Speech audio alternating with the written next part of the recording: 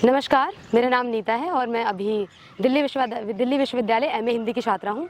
मैंने अपना graduation Gargi college Delhi विश्वविद्यालय से ही किया है। वुमेन एम्पावरमेंट आपको क्यों ज़रूरी लगता है? वुमेन एम्पावरमेंट मुझे क्यों ज़रूरी लगता है? जब एक जगह की, एक देश की हम आधी आबादी हैं तो हमारा सशक्त होना तो बहुत ज़रूरी है। और जिस तरह हम बात करते हैं कि जब एक महिला सशक्त होती है तो समाज सशक्त होता है, तो वुमेन एम्पावरमेंट तो हर तरह से ज़रूरी है। लेकिन एक प्रश्न है कि महिला सशक्तिकरण की आवश्यकता पड़ती ही क्यों है? जिसमें ईश्वर ने सृजन की शक्ति दी है, उसे सशक्त करना सबसे बड़ा प्रश्न है कि ज़रूरत ही क्यों पड़ जाती है। हमारा समाज इतना पिछड़ा है और जब सशक्तिकरण की बात आती है, हम महिला सशक्तिकरण की बात करते हैं, तो जब ये टॉपिक उठते हैं तो हमेशा मैंने देखा है, अपने आसपास भी ऑब्जर्व किया है कि जो भी NGOs हो गए या जो भी सरकारी नीतियाँ हो गई, उसमें सबसे पहले महिलाओं के लिए क्या आता है कि आप एक जगह जाइए और उन्हें सिलाई, कढ़ाई, बुनाई, इस तरह के काम ही सिखाए जाते हैं। क्या इसके बियॉन्ड जाकर कुछ और नहीं सिखाया जा सकता? मतलब एक दिमाग में हमारी एक चीज़ बनी हुई होती है कि अगर महिला को सशक्त करना है तो उन्हें ये सारी चीज़ें सिखा दी जाए और इसके ज़रिए वो अपने पैरों पर खड़ी हो जाएंगी। क्या ज़रूरत नहीं है कि इन सारी चीज़ों को बदला जाए, थोड़ा सा बदला जाए? ठीक है, वो चीज़ें बनाई गई और चीज़ें ऐड होने की आवश्यकता अभी भी है और महिलाएं सिलाई, कढ़ाई, बुनाई से भी अलग हटकर कुछ सीख सकती हैं, इतनी काबिल हैं।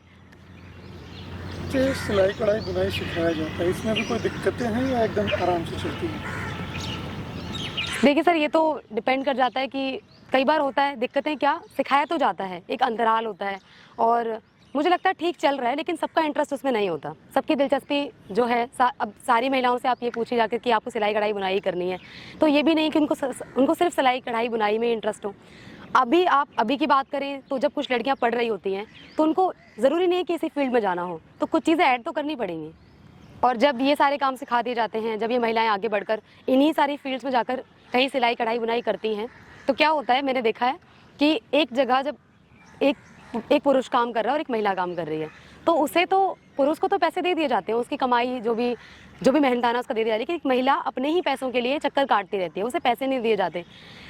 ऐसा इसलिए नहीं है कि मतलब होता क्या कि महिलाएं लड़ने की कोशिश भी करें तो फिर उन्हें वही समस्याएं कि बस वो बोलती हैं और उनसे कह दिया जाता है कि आप बाद में ले लेना और ये क्रम यूं ही चलता जाता है। वो अपने ही पैसों के लिए बस मांगने की कोशिश करती है और मांगती चली जाती है, लेकिन उसे अपनी मेहनत की कमाई कभी नहीं मिलती इन्हीं सारी चीज़ों में आगे जाकर। क्वालिटी ज़रूरी क्या सर, होनी ही चाहिए। महिलाएं पीछे क्यों हैं? सशक्तिकरण की आवश्यकता इसीलिए पड़ती है कि हमें समान अवसर कभी मिलते ही नहीं, और समान अवसर कब मिलेंगे? जब हम शुरुआत करेंगे बिल्कुल निचले स्तर से।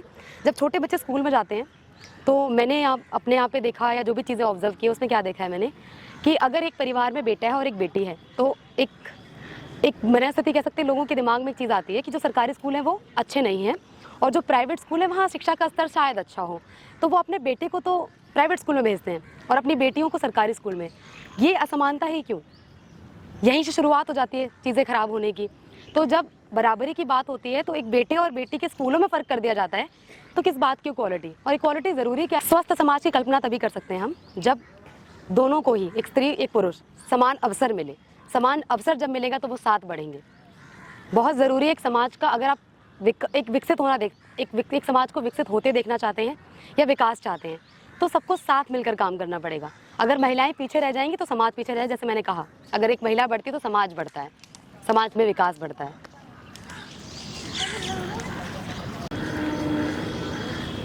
डिस्क्रिमिनेशन की अगर बात करें तो मेरे रंग को लेकर ही मुझ जैसी कितनी लड़कियां होंगी, और मैंने ये अनुभव किया है कि मैं और मेरी बहन जो है, हम लोगों का रंग थोड़ा सा, कह सकते हैं आप, थोड़ा सा दबा हुआ रंग है। तो इस बात पर बहुत ज़्यादा हम लोगों को ऐसे क्रिटिसाइज़ किया गया है कि अरे अगर रंग जो है दबा हुआ है तो तुम एक अच्छी फील्ड में नहीं जा सकते। अगर स्पीकिंग स्किल्स की बात आती है, कम्युनिकेशन फील्ड में आप अगर जा रहे हैं तो आपको एक प्लीजिंग पर्सनैलिटी चाहिए। रंग दबा हुआ है तो आप इस फील्ड में नहीं जा सकते। और यही चीज़ें मेरे घर वालों को भी कही जाती रही कि बेटियाँ सुंदर नहीं हैं तो अगर आप इनकी शादियाँ करेंगे तो आपको ज़्यादा दहेज देना पड़ेगा। तो बड़ा अजीब लगता है ये सुनकर कि हमारी जो समाज में जो स्थान हमें मिलना चाहिए, जो जगह हमें मिलनी चाहिए, वो इस बात पर डिसाइड होता है कि हम कितने सुंदर हैं। और ब्यूटी के पैरामीटर जो सेट किए गए, ये किस तरह से सेट किए गए हैं कि रंग अगर ऐसा है तो ये मिलेगा तुम्हें, और रंग अगर ज़्यादा अच्छे आप दिखते हैं तो आपको ये जीवन में मिल जाएगा। मुझे लगता है कि ये हमारे कर्म पर, या हम जो भी करते, जितनी मेहनत करते हैं उस पर निर्धारित होना चाहिए, ना कि इस पर कि प्रकृति ने आपको जो रंग दिया है उस पर। की आती है। अगर आप किसी से सवाल भी पूछेंगे, किसी लड़के से ही पूछें कि उसे कैसी पत्नी चाहिए या कुछ भी हो, तो उसके दिमाग में एक यही एक इमेज होती है कि अरे नहीं, बहुत सुंदर होनी चाहिए।